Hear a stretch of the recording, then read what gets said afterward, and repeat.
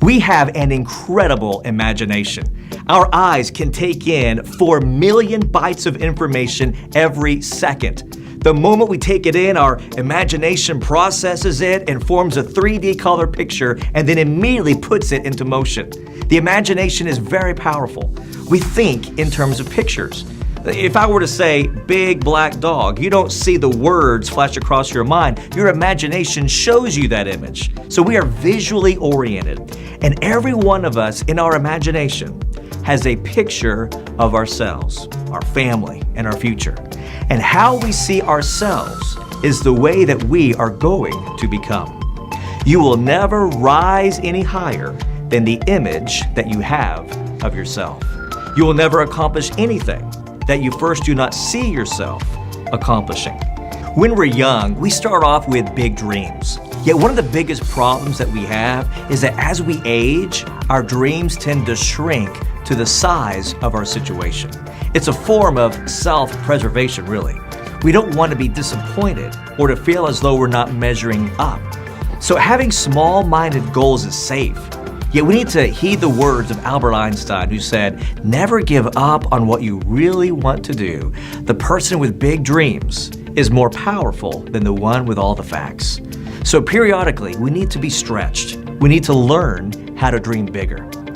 Doctors tell us that the part of the mind that plays the greatest role in achievement is that part of the mind that can imagine, that visualizes.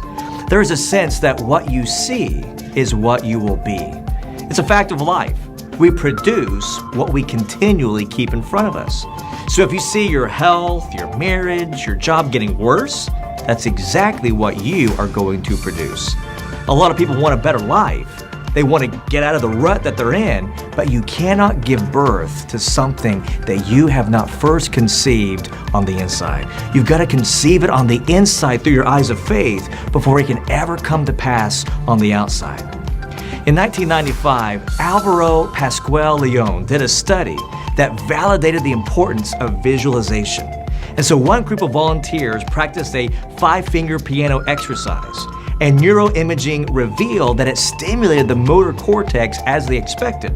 But the other group of subjects didn't physically practice the 5-finger piano exercise.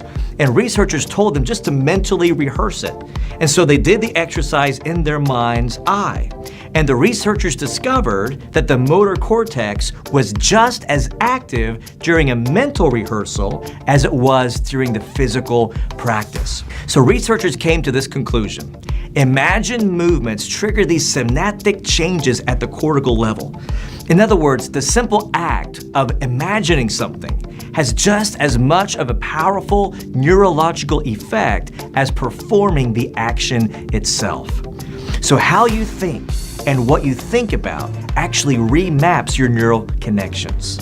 What you visualize and how you dream can literally determine the shape of your mind. Have you ever thought about this? That the plans that you have for your life may in fact be small in comparison to what God has in store for you. Ephesians 3:20 tells us that God is able to do immeasurably more than all we could ever ask or imagine, according to His power that is at work within us.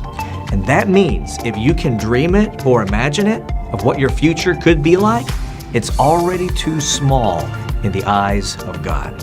He's able to do immeasurably more than all we can ask or imagine. So God may never give you a dream that matches your budget. He's not checking your bank account, He's checking your faith.